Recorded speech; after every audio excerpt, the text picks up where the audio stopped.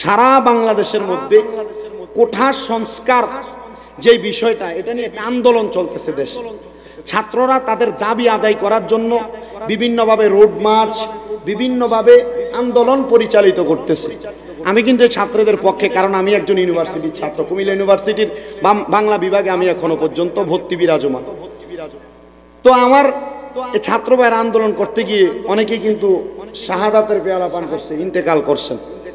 হয়তোবা সরকার দলীয় পক্ষ থেকে বিভিন্ন একটা সমাধান আসবে, কিন্তু এই আন্দোলনের মাধ্যমে আপনার আমাদের সন্তানদের চাকরির ব্যবস্থা আগামী 10 বছর পরে হবে। কেন? কারণ এই কোঠার কারণে অনেক মেধাবী ছাত্ররাও কিন্তু চাকরি পাচ্ছে না, এমন একটা অবস্থাও তৈরি হয়ে যাচ্ছে। তবে হ্যাঁ, যে কোঠাটা, এই কোঠার মধ্যে আপনার 56% কোঠা প্রচলনের কারণে অনেক জায়গার ভিতর বিভিন্ন ঝামেলারও সৃষ্টি হচ্ছে। এই জন্য এটা সংস্কার করার জন্য ছাত্র ভাইরা চেষ্টা করেছেন, বিভিন্ন ঝামেলা সৃষ্টি হচ্ছে। আল্লাহ তাআলা যেন এই ঝামেলা থেকে আমাদেরকে হেফাজত দান করে পড়ে না, আমিন। তবে হ্যাঁ, এই কোটা সংস্কারের দাবিতে যে ছাত্র ভাইয়েরা নেমেছেন, ওনাদের দাবিটা সত্য দাবি এবং এই দাবিটা একটা উৎকৃষ্ট দাবি। এই দাবিটা যেন পূরণ করে দেশ আবার সুন্দর সাবলীলভাবে চলাফেরা করতে পারে। আল্লাহ তাআলার কাছে আমরা সেই দোয়া করব। জাহাঙ্গীর সুন্নি মিডিয়া, সত্যের সন্ধানে আমাদের পথ চলা। আমি আপনাদের কাছে একটা আয়াত তেলাওয়াত করেছি, ওই আয়াতের অনুবাদটা আমি আপনাদের কাছে বলছি। আল্লাহ তাআলা বলেন কোরআনুল কারীমে, লা ইয়াস্তাউই আসহাবুন নারি ওয়া আসহাবুল জান্নাহ। জোরে পড়ি সুবহানাল্লাহ। আমার আল্লাহ তাআলা লা ইয়াস্তাউই আসহাবুন নারি ওয়া আসহাবুল জান্নাহ ওয়া আসহাবুল জান্নাতি হুমুল ফাইজুন। আল্লাহ তাআলা ভালো কাজের প্রতিদান ভালো দেন, খারাপ কাজের প্রতিদান খারাপ দেন। এই আয়াতে কারিমার অনুবাদ অত্যন্ত সুন্দরভাবে আল্লামা জালালউদ্দিন সুয়ুতী রাহমাতুল্লাহ আলাইহি ওনার তাফসিরে জালালাইন শরীফের মধ্যে উল্লেখ করার পর এমন ভাবে ঘোষণা করেছেন যে দুনিয়ার মানুষ, যদি তোমরা জান্নাতের পথ অতিক্রম করতে চাও, জান্নাতের পথ ধরে ধরে তোমরা জান্নাতের মধ্যে থাকতে চাও, তাহলে তোমরা এমন কিছু কাজ করো যেই কাজের মাধ্যমে আমার আল্লাহ খুশি হয়। এবার আপনাদের মনে প্রশ্ন জাগতে পারে, হুজুর আমরা কেমন করে আল্লাহরে খুশি করব, কেমন করে আল্লাহকে রাজি করব? বাজান আমার গভীর মনোযোগ দিবেন। আজকে যেই মাহফিলটা সোয়াদে কারবালা এবং পাক পাঞ্জাতনের মাহফিল, ওই পাক পাঞ্জাত এবং সোয়াদে কেরামদের যে নির্দিষ্ট একটা এলাকা, ওই এলাকাটা বর্তমানে ইরাক নামক জায়গায় পরিচিত। আমার দয়াল নবী রহমাতুল্লিল আলামিন নবীর কলিজার টুকরা নাতি, ওই জায়গার মধ্যে এখনো পর্যন্ত ওনার দেহ মুবারক বিরাজমান আছে। আমার নবীজির নাতি হযরতে হুসাইনে পাক রাদিয়াল্লাহু তাআলা আনহু দুনিয়া থেকে বিদায় হয়ে যাওয়ার পরে ওই এলাকার মধ্যে বড় বড় উলামায়ে কেরাম, বড় বড় মহান হস্তি আল্লাহর ওলিদের আগমন হয়েছে। ওই ইরাকের জমিনে আল্লাহর এমন একজন বান্দি বসবাস করতেন, যেই বান্দিটার নাম হলো হযরতে যোহরা। হযরতে যোহরা নামক ওই বান্দিটা আমার আল্লাহ তাআলার কাছে সব সময় শুধু কান্দে, আল্লাহর দরবারে হাত তুলে কয়, আল্লাহ আমি আপনার বান্দি, আপনার কাছে টাকা চাই না, আপনার কাছে পয়সা চাই না, আপনার কাছে ধন চাই না, দৌলত চাই না, আল্লাহ আমি আপনার কাছে এমন একটা সম্পদ চাই, ওই সম্পদটা হইল আপনি আমি যোহরারে একটা নেককার সন্তান দান করেন। জোরে জোরে বলেন সুবহানাল্লাহ। যোহরা ডাক দিয়া কই, আল্লাহ আপনি আমার নেককার সন্তান দান করেন। যোহরা যখন মুনাজাতে এমন দোয়া করে, আমার আল্লাহ তাআলা যোহরার দোয়া কবুল করবে এমন এমন অবস্থা। হযরতে যোহরা দোয়া করে, ফজরের নামাজ পড়ে দোয়া করে, যোহরের নামাজ পড়ে দোয়া করে, আসরের নামাজ পড়ে দোয়া করে, মাগরিব পড়ে দোয়া করে, এশারের নামাজ পড়ে দোয়া করে। এবার হযরতে যোহরা যখন এমন ভাবে দোয়া করে, এই টাইমে হযরতে যোহরার এলাকার মধ্যে বসবাস করতেন আল্লাহ তাআলার বন্ধু হযরতে জুনায়েদ বাগদাদী রাহমাতুল্লাহ আলাইহি। জোরে জোরে বলেন না সুবহানাল্লাহ। আমার বাবারে হযরতে যোহরা প্রত্যেক ওয়াক্তে যখন কান্নাকাটি করে, আল্লাহর কাছে টাকা পয়সা ধন সম্পদ কোনো কিছু চায় না, যোহরা ডাক দিয়া কয়, আল্লাহ আপনি শুধু আমার একটা ছেলে সন্তান দান করেন। হযরতে জুনায়েদ বাগদাদীর জীবনী থেকে বর্ণনা করতেছে, উনি একদিন ফজরের নামাজ পড়ে ওই যোহরার ঘরের সামনে দিয়া মসজিদ থেকে বাইর হয়ে যায়। জুনায়েদ বাগদাদি শুনতে পাইলেন উনার কানের মধ্যে আওয়াজ আসতেছে, কে জানি দোয়া করে, আল্লাহ তুমি আমার একটা ছেলে সন্তান দান করো। জুনায়েদ বাগদাদি মনের আশাটা শোনার জন্য ওই মায়ের ঘরের দরজার সামনে দাঁড়ায় গেছে, যাইয়া ডাক দিয়া কয়, মা গো মা, ও মা, আপনি কে গো? একটা ছেলে সন্তান পাওয়ার জন্য আপনি এমন ভাবে কান্নাকাটি করেন, মা পরিচয়টা বলবেন নি গো মা? ওই মহিলাটা ডাক দিয়া কয়, জুনায়েদ বাগদাদি, আমি জানতাম তুমি আমার ঘরের দরজার সামনে আসবা, যদি তুমি আমার গলার আওয়াজটা শুনতে পাও। জুনায়েদ বাগদাদি কয়, মা আপনি যে কান্না করতেছেন আর আল্লাহর কাছে শুধু বলেন আল্লাহ যেন আপনি মারে একটা ছেলে সন্তান দান করে। ওই মহিলা কয়, হুজুর জুনায়েদ বাগদাদি, গত জুমার নামাজের বয়ানের মধ্যে তুমি তোমার মুসল্লিদেরকে বলছিলা তারা যেন দুনিয়ার জমিনে তাদের একটা ছেলে সন্তান থাকলে ওই সন্তানটারে আল্লাহর কোরআন শিখায়, নবীর হাদিস শিখায়। আল্লাহর কোরআন নবীর হাদিস শিখাইলে ওই সন্তান যখন হক্কানি আলেম হইয়া যাইব, ওই সন্তানের মা বাবা যদি মইরা যায়, সন্তান জানাজার নামাজটা যখন পড়াইব, নামাজের মধ্যে দাঁড়ায়া তাকবীরে তাহারিমা দিয়া নামাজের মধ্যে সানা তেলাওয়াত করব, এবার দ্বিতীয় তাকবীর দিয়া যখন দুরূদ শরীফ আদায় করব, তৃতীয় তাকবীর দিয়া মাইয়াতের জন্য দোয়া করবে, দেশবাসীর জন্য দোয়া করবে, মৃত জীবিতের জন্য দোয়া করবে। হে জুনায়েদ বাগদাদি, তুমি বলছো সালামটা ফিরানোর আগে আমার আল্লাহ নাকি ওই আলেম সন্তানের মার কবরের আযাবটা মাফ কইরা দেয়। জুনায়েদ, আমি এই জন্য কান্দি, আমার আল্লাহ যদি আমার একটা ছেলে সন্তান দান করত, আমি তার আলেম বানাইতাম, আমার মরার পরে তার জানাজাটা আমি লইতাম, আমি মা কবরে গেলে জান্নাত পাইয়া যাইতাম। জুনায়েদ বাগদাদি ডাক দিয়া কয়, মা গো মা, জান্নাতের বুঝিয়া তো পাগল, জান্নাত পাওয়ার জন্য বুঝিয়া তো কান্নাকাটি করেন। ও মা, আপনার স্বামী কোথায়? তাকে ডাক দেন, আমি আপনার স্বামীটাকে একটা নিয়ম শিখিয়ে দেই, আল্লাহ যেন আপনার স্বামীটার এই নিয়মের মাধ্যমে আপনার গর্ভে একটা ছেলে সন্তান দান করে। ওই মহিলা ডাক দিয়া কয়, জুনায়েদ বাগদাদি, আমার স্বামী আসবো কোথা তাইকা? আমি তো এখনো বিয়েই করি নাই। আচ্ছা, ওই মহিলা যদি বিয়া না কইরা আল্লাহর কাছে মরণের আগ পর্যন্ত ছেলে কামনা করে পাইবনি? পাইব? জুনায়েদ বাগদাদি মুস্কি মুস্কি হাসে আর ডাক দিয়া কয়, মা গো মা, ও মা, তুমি যে বললা স্বামী নাই সন্তান পাইবা কোথায় গো মা? মা চিন্তা করো না গো মা, আমার আল্লাহর কাছে কান্না করতে থাকো, আমার আল্লাহ চাইলে বাপ ছাড়াও সন্তান দান করতে পারে। যেমন হযরত ঈসা নবীর আল্লাহ দুনিয়া পাঠাইছে, বাপ নাই বাপ নাই, আমার আল্লাহ হযরত জিবরাইল ফেরেশতার ফুয়ের মাধ্যমে ঈসা নবীরে হযরত মরিয়ম মার গর্ভের ভিতরে দান করছে। বাজানো ও নোয়াগাওয়ালাকার বাবারা বন্ধুরা, হযরতে ঈসা নবীর মতো আমার আল্লাহ তাআলার বান্দা জুনায়েদ বাগদাদি ডাক দিয়া কয়, মা চিন্তা করো না গো মা, আমার আল্লাহ চাইলে তোমার গর্ভেও সন্তান দান করতে পারে। এই কথা বইলা হযরত জুনায়েদ বাগদাদি চলে গেলেন, ইবাদত খানার মধ্যে ইবাদত করতেছে। এমন টাইমে চুলগুলা এলোমেলোওয়ালা, কাপড় জামা কাপড়গুলা নোংরা নোংরা, জুনায়েদ বাগদাদির কাছে কান্না করতে করতে আইসা ডাক দিয়ে কই, হুজুর আজকে অনেক দিন হয় আমি আমার দেহের খায়েশ মিটাইতে পারি না, দেহের আশা নিবারণ করতে পারি না।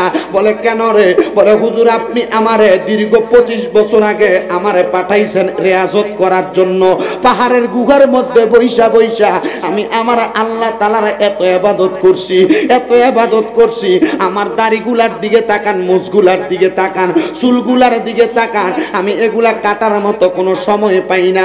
ডাক দিয়া কয়ে, কেন রে? বলে আমি আমার আল্লাহ তাআলার ইবাদতে মশগুল ছিলাম। এই বাবা সামনে আয়। জুনায়েদ বাগদাদির কয়েকজন খাদেমকে দিয়া তার মাথার চুলগুলারে ছোট বানায়া, মুছগুলারে ছোট বানায়া, দাড়িগুলারে সুন্দর করায়া ডাক দিয়া কয়, দেহের খায়েশ মিটাইবা? বলো তুমি তোমার দেহের খায়েশটা মিটানোর জন্য আমার আল্লাহ তাআলার ইবাদতের দরকার তো আছে। এখন তুমি এমন একটা ইবাদতে লিপ্ত হইয়া যাইবা যে ইবাদত বান্দার জন্য ফরজের রূপান্তর রূপান্তর হয়। হুজুর কি ইবাদত? বলে আমার ঘর থেকে আমার মসজিদে যাইতে হাতের বাম এলাকার বাম জায়গার মধ্যে একজন মহিলা বাস করে, যার নাম জোহরা। তার প্রয়োজন একজন স্বামীর, তোমার প্রয়োজন একজন স্ত্রীর। যাও তারে ডাক দিয়ে আইনা আমার দরবারের মধ্যে সুন্দর বিবাহ কার্য সম্পূর্ণ করো। হুজুর বিবাহ কার্য সম্পূর্ণ করলে আমার সন্তান যদি দুনিয়াতে আগমন করে, এটারে লালন পালন করব কে? বলে বান্দা, ওয়াল্লাহু খায়রুর রাজিকিন, নিশ্চয় আমার আল্লাহ তাআলা বান্দার উত্তম রিজিক দাতা। আমার আল্লাহ তাআলা সন্তান দান করব, আমার আল্লাহ তাআলা সন্তানের খাবারের ব্যবস্থা করব। ও বাবা, যাও যাও যাও, যাইয়া তুমি বিবাহের ব্যবস্থা করো। সুন্দর বিবাহ হইল। ওই মা বাবা দুইজন মিলনের মধ্যে লিপ্ত হওয়ার পরে হযরতে জোহরা এবং ওই পাগল ব্যক্তিটা ডাক দিয়া কয়, হে আমার স্ত্রী, আপনি বাসর রাতে আমার কাছে আগমন করেছেন। আমি দীর্ঘ 25 বছর রিয়াজত করছি পাহাড়ের গুহার মধ্যে, আপনাকে দেওয়ার মতো আমার কাছে কোনো দেনমোহর নাই। ওই মহিলা ডাক দিয়া কয়, স্বামী গো, আজকে না হয় আমার দেনমোহর হিসাবে আমি আপনারই চাইলাম। বলে কেন গো? বলে যদি কখনো আপনি আমারে ছাড়তে চান, তাহলে দেনমোহর হিসাবে আমি আবার আপনারে পামু। আপনি ছাড়তে পারবেন না, এই জন্য আমার দেনমোহর হিসেবে আমি আপনারে কামনা করলাম। ডাক দিয়া কয়, ঠিক আছে, তাহলে তোমার সঙ্গে আমার মধুর মিলন হইতে পারে। ডাক দিয়া কয়, স্বামী, আমার সঙ্গে মধুর মিলন করার পূর্বে আপনি জুনায়েদ বাগদাদির কাছে যে একটা ইনস্ট্রাকশন আনেন, একটা ধারাবাহিকতা আনেন, কেমনে আপনি আমার সঙ্গে মেলামেশা করবেন, মধুর মিলনে লিপ্ত হইবেন। বলে কেন গো? বলে স্বামী, আমার জীবনে বড় একটা আশা, আল্লাহ যেন আমার গর্ভে একটা সন্তান দান করবে, ওই সন্তানটা যেন একটা ছেলে সন্তান হয়। ওই ব্যক্তি কয়, আমি জুনায়েদ বাগদাদির কাছে কেন যাব? এবার জুনায়েদ বাগদাদির কাছে তারা তাড়াতাড়ি পাঠাইলেন। ডাক দিয়ে কই, হুজুর জুনায়েদ বাগদাদি, আপনি আমারে একটা পদচারণা দেন, আমারে বোঝার মতো একটা জিনিস বোঝায় দেন। আমার স্ত্রীর নাকি প্রথম সন্তানটা ছেলে সন্তানই লাগবে। আমার স্ত্রী কিভাবে কেমন করে আপনার কাছে পাঠাইলো বুঝলাম না। জুনায়েদ বাগদাদি কয়, বাবা, এখন থেকে তুমি আমার কাছ থেকে একটা কথাই শোনো, তুমি তোমার ঘরের মধ্যে এখন যাইবা না। হুজুর কি বলেন? ঘরের মধ্যে নতুন বউ এখন যাব না। বলে না রে বাবা, তুমি যখন তোমার স্ত্রীর সামনে যাইবা, লোহা যেমন ভাবে চুম্বকের কাছাকাছি গেলে লোহাটার চুম্বক টাইনা তার কাছে নিয়ে যায়, তোমার স্ত্রী তেমন ভাবে তোমারে তার কাছে নিবে, তুমি তাকে তার কাছে নিয়ে যাবে। বাবা রে, এখন থেকে তুমি আমার সঙ্গে আল্লাহর ইবাদত করবা। হুজুর বিয়া করলাম, বাসর কি হবে না? না রে বাবা, বাসর হবে, মধুর মিলন হবে, তবে এখন না। আমার আল্লাহ যখন তোমার স্ত্রীর আশা পূরণ করার জন্য চেষ্টা করবে, ঠিক তখনই তুমি বাসর করবা, মধুর মিলন করবা। ছেলেটা এই কথা শুই না জুনায়েদ বাগদাদির ডাক দিয়া কয়, হুজুর কি করব বলেন, আপনার কাছে জানতে চাই। তুমি আমার সাথে সালাতুল ইশার নামাজ আদায় কইরা নামাজে দাঁড়াইবা। যখন আমি নামাজের সালাম ফিরাইবো, তারপর পরে তুমি তোমার ঘরের মধ্যে যাইবা। ওই জুনায়েদ বাগদাদির সঙ্গে আল্লাহু আকবার বলে নামাজে দাঁড়াইছে। রাত্রের 2 ভাগ শেষ হয়ে গেছে, রাত্রের শেষ ভাগ আগমন করছে। উনি ডাক দিয়া কয়, আমি সালামটা ফিরানোর পরে আমার ঘরের মধ্যে যে সুন্দর মধুর মিলন করলাম। বর্তমান বিজ্ঞান পর্যন্ত যাচাই করে বলে, কোন স্বামী স্ত্রীর মধুর মিলন যদি শেষ রাতের অংশে হয়, আমার আল্লাহ তাআলা ওই স্বামী স্ত্রীর গর্ভের মধ্যে ছেলে সন্তান দান করে। জোরে জোরে বলেন না সুবহানাল্লাহ। হযরত জুনায়েদ বাগদাদির কথা শুই না ওই স্বামী সুন্দর মিলনের মাধ্যমে দুনিয়ার জমিনে যখন একদিন 2 দিন কইরা 10 মাস 10 দিন বিদায় হইয়া যায়, বিদায় হইয়া যাওয়ার পরে ওই মা জননীর গর্ভ থেকে একটা সন্তান আগমন করে। তারা আদর কইরা ওই সন্তানটার নাম রাখলো আব্দুল্লাহ জাল্লা। আব্দুল্লাহ জাল্লা মানে হইল আল্লাহর বান্দা, যিনি অলৌকিক বান্দা। আব্দুল্লাহ জাল্লা নামটা রাখার পরে যাইতে যাইতে বয়সের অনেক চলে গেছে, তারা মা বাবা দুইজন তারে আর চালাইতে পারতেছে না। ওই ছেলেও 7 বছর বয়সে আমার আল্লাহ তাআলার ইবাদতে রিয়াজতে বড় কঠোর হয়ে গেছে। সুবহানাল্লাহ কোন, ইবাদতে রিয়াজতে কঠোর হয়ে গেছে। এমন ইবাদত করে, আল্লাহর ইবাদতি করে, দুনিয়ার কোনো কিছু তার ভালো লাগে না। এমন দিকে ওই মা বাবা দুইজন প্রাপ্তবয়স্ক একবারে বুড়া বয়স সন্তানরে খাওয়াইব কেমনে, ইনকামও করতে পারে না। আল্লাহর কাছে ডাক দিয়া কয়, আল্লাহ ও আল্লাহ, আমি মা আমি আব্বাজান দুইজন একসাথে দোয়া করে সন্তান চালাইব, আমার কাছে এমন কোনো সম্পদ নাই, আল্লাহ আপনি আমারে ক্ষমতা দান করেন।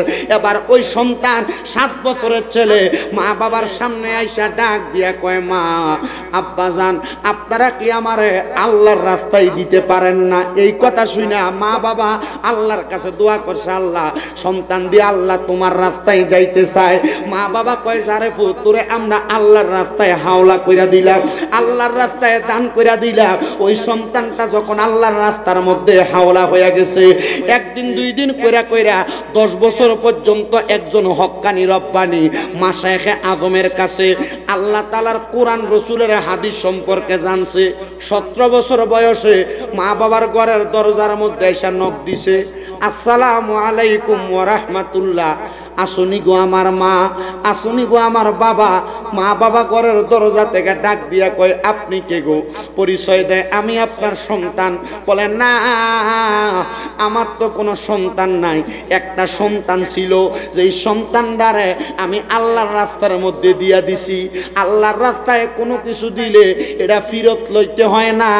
যাও রে বাবা যাও, আমরা বিদায় দিলাম, তুমি আল্লাহর রাস্তার মধ্যে চলে যাও। চিন্তা করেন 10 বছর পরে সন্তানের মুখ দেখছে, সন্তান বাড়িতে আসছে, সন্তানের চেহারাটাও দেখাই নাই। বলে, মা ও আব্বা আল্লাহর রাস্তায় দিছেন কথা সত্য, একটা বার কি আমি ফুতের চেহারাটা দেখবেন না? 10 বছরে আপনারা মা বাবার চেহারা আমি সন্তান ভুলা গেছি না রে সন্তান না। আল্লাহর নবী হাদিসে মুবারাকার মধ্যে বলছে যে এই সন্তান আল্লাহর প্রেমে পাগল হইয়া যায়, নবীর প্রেমে পাগল হইয়া যায়, আল্লাহ নবীর পথ মতে চলাফেরা করে, ওই সন্তান হক্কানি রব্বানি আলেম হইয়া যায়। ওই সন্তান যখন কবরে যাইব, সন্তানের মা বাপরে সন্তান চেহারা দেইকা চিনবে না। নবী গো কেমনে চিনবো? আমার দয়াল নবী শিখিয়া দেয়, ওই সন্তানের মা বাবার চেহারাটা নূরের আলোতে জলমল করব, সন্তান দেখেই বুঝবো এটাই আমার আম্মা, এটাই আমার আব্বা। তখন সন্তান মা বাবার কদম বুসি করব, কদমে সুমা দিব। আমার ভাইয়েরা বাবারা বন্ধুরা, ওই মা জননী সন্তানকে চেহারাটা দেখাই নাই। আব্দুল্লাহ জাল্লা কয়, আল্লাহর কসম আমি আমার মার মুখে এমন কথা শুনে আমি বড় অবাক হইয়া গেলাম। একটা মা কেমনে সন্তানের 10 বছর না দেখা 10 বছর পরে সন্তানের গলার আওয়াজ শুইনা তার চেহারাটা দেখার জন্য একবারও আসে নাই। ওই আব্দুল্লাহ জাল্লা কয়, আমি চিন্তা করলাম যে মা বাবা আমার চিন্তা করে না, টাকা পয়সার চিন্তা করে না, সন্তানেরও চিন্তা করে না, আমি আমার জীবনটারে সম্পদের পিছনে আমি খাটাইব না, আমি পাগলের মতো আমার জীবনটারে পরিচালনা করব। আমি জানতে চাই বাবারা, পাগলের মতো পরিচালনা করলে ওই পাগল কিন্তু দুনিয়ার আশা করে না, ওই পাগল টাকার আশা করে না, ওই পাগল সম্পদের আশা করে না, সংসারের আশা করে না, ওই পাগল শুধু আশা করে আমি দুনিয়ার পাগল না, আমি আল্লাহ নবীর পাগল। পাগল একরকম না, কত রকমের পাগল আছে। ওই পাগলরা দুনিয়া থেকে আমার আল্লাহর সঙ্গে মুলাকাত করে। জোরে কোন সুবহানাল্লাহ, আরো জোরে বলবেন না সুবহানাল্লাহ। এই দুনিয়ায় সকলে পাগল, আল্লাহ নবীর আবার পাগল কত জনা। এই দুনিয়ায় সকলে পাগল, আল্লাহ নবীর আবার পাগল কয় জনা। সালাতুনিয়া রাসূলুল্লাহ সালামুনিয়া হাবিবাল্লাহ আলাইকুম সালাতুনিয়া রাসূল আলাইকুম সালামুনিয়া। ওরে কেউ পাগল হয় দনে দনে, আবার কেউ পাগল হয় বাড়ি ঘরে। ওরে একটা পাগল তোর নিজের ভিতরে, এক পাগল তোর নিজের ভিতরে, পাগল জগতে বাবা সব জনা। আরে এই জগতে সকলে পাগল জানে রাব্বানা গায়রে, এই জগতে সকলে পাগল জানে রাব্বানা। ওই ছেলে আব্দুল্লাহ জাল্লা ডাক দিয়া কয়, ও জগৎবাসী রে, আমি চিন্তা করলাম আমার আল্লাহ তাআলা মনে হয় আমারে পরীক্ষা করতেছে। এই চিন্তা করতে করতে আমি আমার উস্তাদের সামনে যেয়ে ডাক দিলাম, হুজুর ও হুজুর, আপনি আমারে বলেন না আমার আল্লাহ তাআলা আমারে কেন এত কষ্ট দেয়, আমি তো সহ্য করতে পারি না। হুজুর আল্লাহর কোরআন থেকে তেলাওয়াত করে, লা ইউকাল্লিফুল্লাহু নাফসান ইল্লা উসআহা। হে আল্লাহর বান্দা শুনো, আমার আল্লাহ বলছে কোন বান্দার সাধ্যের বাহিরে তার উপরে কোনো কিছু চাপাইয়া দেয় না। তুমি এই কষ্ট সহ্য করতে পারবা, আমার আল্লাহ তাআলা এই জন্য তোমারে এই কষ্ট চাপাইয়া দিছে। হুজুরও আমার কাছে বড় কষ্ট লাগে, আমার কাছে খারাপ লাগে। বন্ধুরে, অনেকে দৈনিক মাত্র কামাই করেন 300 টাকা, অনেকে 500 টাকা, অনেকে 1000 টাকা। আমার এমন অনেক মানুষ আছে একটা মোবাইলের কলের মাধ্যমে 10, 15, 20 হাজার, 1 লাখ টাকা কামাই হয়। চিন্তা করবেন না 2 টাকার মালিক হন আর 2 লাখ টাকা, 2 কোটি টাকার মালিক হন, সর্ব অবস্থায় আলহামদুলিল্লাহ কইবেন। কারণ আপনি 2 কোটি টাকার ওজন সহ্য করতে পারবেন না বিদায় আল্লাহ 2 কোটি দেয় না। আপনি 2 টাকার ওজন সহ্য করতে পারবেন, এই জন্য আল্লাহ তাআলা আপনার 2 টাকার মালিক বানায়। আপনি দামি বিল্ডিং এ থাকা সহ্য করতে পারবেন না বিদায় আল্লাহ আপনার দামি বিল্ডিং বানায়া দেয় না, আল্লাহ আপনার টিনের ঘরে রাখে। যদি আপনি শুকরিয়া আদায় করেন, আমার আল্লাহ আপনার টিনের ঘরে শান্তি দিব, বেড়ার ঘরে শান্তি দিব, লাখ টাকা না 1000 টাকা 100 টাকার মধ্যে শান্তি দিব। উনি ডাক দিয়া কয়, আমি আব্দুল্লাহ জাল্লা এবার ধৈর্য ধারণ করলাম, আল্লাহর ইবাদতে মশগুল হয়ে গেলাম। আরো 10 বছর একটানা আল্লাহ তাআলার প্রথমতে রিয়াজত করলাম। করতে করতে করতে করতে আমার মুজদারি সব বড় হয়ে গেছে। এবার আমি আমার এলাকায় আসলাম, আমি মানুষের সঙ্গে কথা বলি, মানুষ তাদের সম্পদের মায়া করে না, টাকার মায়া করে না। আমি যা চাই তারা আমারে তা দিয়া দেয়, আর আমারে যেগুলা দেয় আমি এগুলা আমার কাছে রাখি না, আমি এগুলা মানুষের মাঝে বন্টন কইরা দেই, গরিবদের মাঝে বন্টন কইরা দেই, এলাকার মাসাকিনদের মাঝে বন্টন কইরা দেই, এলাকার দুর্বৃত্তদের মাঝে আমি বন্টন কইরা দেই। বাজানো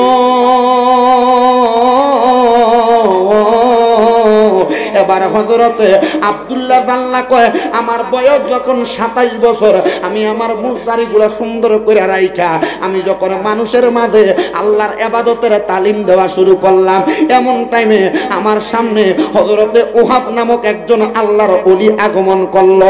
উনি আমার আয়েশা ডাক দিয়া কয়, আব্দুল্লাহ, আমি জানি তুমি তোমার মা বাবার প্রেমে পাগল দেওয়ানা হইয়া আজগা ফকিরি নিছ।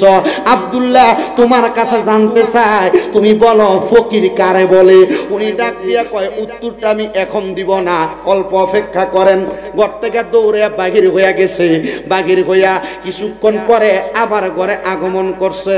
আয়েশা ডাক দিয়া কয়, হযরতে ওহাব, ও আল্লাহর বান্দা, আপনি আমারে প্রশ্ন করছেন, প্রশ্ন যে করছেন, এখন প্রশ্নটার মাধ্যম এর উত্তর আমি আপনারে বলি। বলে, কি প্রশ্ন করছি জানো হুজুর? হ্যাঁ, আপনি বলছেন ফকির কারে বলে।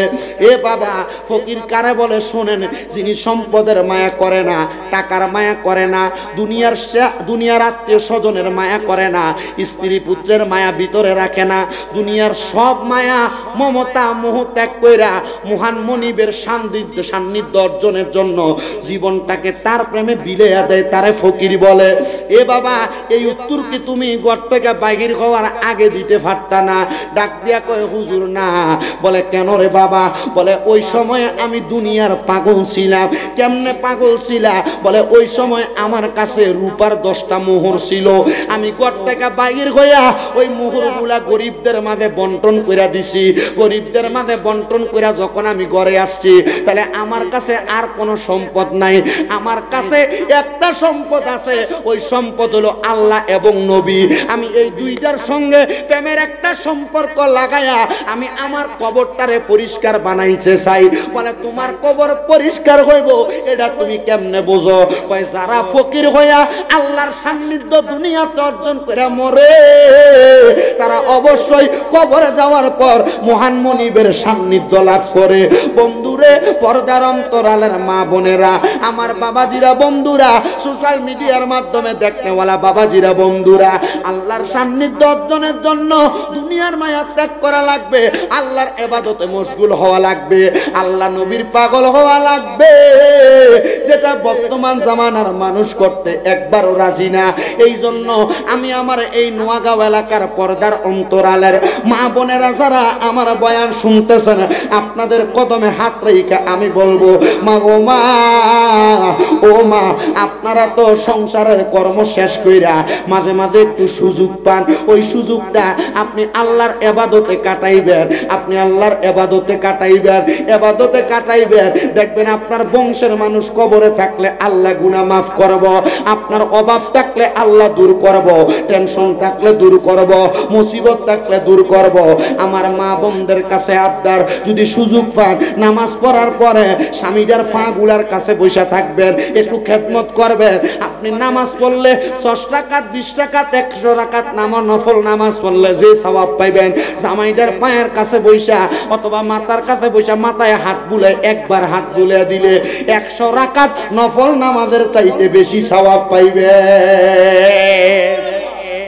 আর হনের মা বোন তারা যদি কয়েকবার আয়ো না, আমার ফাঁড়া খুব ব্যথা করতেছে, সারাদিন বন্ধে আসলাম, খেতে আসলাম, খাম করছি, আমার একটু ফাঁড়ির একটু আঙ্গুল একটু টাইনা দাও। আরে আমার আনছে বাড়িতে কামলা খাটান লেগে, এমন কয় না। মা বোনদের কাছে আবদার, যদি ইবাদত কবুল করাইতে চান, স্বামীরে খুশি করেন, দেখবেন কাজে লাগছে, আল্লাহ কবুল করছে। তো বাবা, যেই কথাটার মধ্যে ছিলাম একটু মনোযোগ দিবেন। আল্লাহর বান্দা হযরতে আব্দুল্লাহ জাল্লা সম্পদের মায়া ত্যাগ করে উত্তর দিছে। এমন টাইমে এই উত্তর পায়া হযরত ওহাব পাগল পারা হয়ে গেছে। বন্ধু আমার, হযরত ওহাব ডাক দিয়ে কয়, আব্দুল্লাহ, তুমি তো ইরাক এলাকার মধ্যে থাকার মানুষ না। হুজুর, আমি কই যামু? যারে আব্দুল্লাহ যা, তুই তাড়াতাড়ি মদিনার দিকে চলে যা। আব্দুল্লাহ কই, মদিনা যাইতে দেরহামের প্রয়োজন, এটা এখন এটা আমার কাছে নাই। হে আব্দুল্লাহ, রওনা করো মদিনায়, দেখবা তুমি মদিনায় যাইয়া পৌঁছে গেছো। আব্দুল্লাহ কয়, আমি হযরতে ওহাবের কথা মোতাবেক আমি রওনা করলাম মদিনার দিকে। যাইতে যাইতে যাইতে যাইতে আমি মদিনা শরীফের চারদিকে ঘুরতেছি। এমন টাইমে আমি দেখলাম মদিনা শরীফের বাবু সালাম নামক একটা দরজা আছে। এই দরজার সাথে হেলান দিয়া ওই ওহাব নামক লোক, যার লগে আমার ইরাকে দেখা হয়েছে, সে বৈশা রইছে। আমি ওই ওহাবের সামনে যাইয়া ডাক দিয়ে কইলাম, হযরতে ওহাব, আপনি যে জায়গার মধ্যে বৈশা রইলেন, আপনি আব্দুল ওহাব আমারে বইলা আসছেন আমি মদিনায় আসার জন্য। কি জন্য বলছেন? বলে মদিনায় আসতে বলছি নবীর জিয়ারতের জন্য। ও বাবা, আপনি বলেন জিয়ারতের মানে কি? বলে জিয়ারতের মানে হলো সাক্ষাৎ করা, মুলাকাত করা, জিয়ারতের মানে হলো দেখা করা। হুজুর, আমি তো মদিনার নবীর রওজা মুবারকের সামনে আসি, জিয়ারত করার চেষ্টা করতেছি, আমি তো নবীর লগে এখনো সাক্ষাৎ করতে পারি নাই। বলে সাক্ষাৎ কেন করতে পারো নাই? এই যে তুমি নবীর রওজার সামনে দেয়া সালাম দিলা, এটাই তো সাক্ষাৎ। আল্লাহর কসম, ওই আব্দুল্লাহ আল্লাহ ডাক দিয়া কয়, আমার কাছে এটারে সাক্ষাৎ মনে হয় না, আমার কাছে মনে হয় আমি নিজে নিজে একটা ঘরের চারিদিক দিয়া ঘুরতেছি। বলে কি বলতে চাও, কি বুঝাইতে চাও? বলে আল্লাহর কসম, আমি আব্দুল্লাহ জাল্লা যদি এই দুইটা চোখ দিয়া মদিনায় আসার পরে আমার নবীর নূরানি চেহারা মুবারক না দেখতে পাই, আমি আব্দুল্লাহ জাল্লা এই রওজা মুবারক থেকে কোনো দিকে যাব না। জোরে জোরে বলেন না সুবহানাল্লাহ। আব্দুল্লাহ জাল্লা কয়, আমি কবরের সাইড দিয়ে ঘুরতেছি, রাসূলের রওজা মুবারকের সাইড দিয়ে ঘুরতেছি, কিন্তু নবীর লগে আমার সাক্ষাৎ নাই। জিয়ারতের একটা অর্থ কি? সাক্ষাৎ করা, দেখা করা, মুলাকাত করা, কথোপকথন করা। আব্দুল্লাহ জাল্লা উত্তর দেয়, আমি নবীর লগে দেখা করতে পারি নাই, নবীর সাথে আমার দেখা হয় নাই, কথা হয় নাই, মুলাকাত হয় নাই। এই কথা বইলা আব্দুল্লাহ আর বাড়ির দিকে যায় না।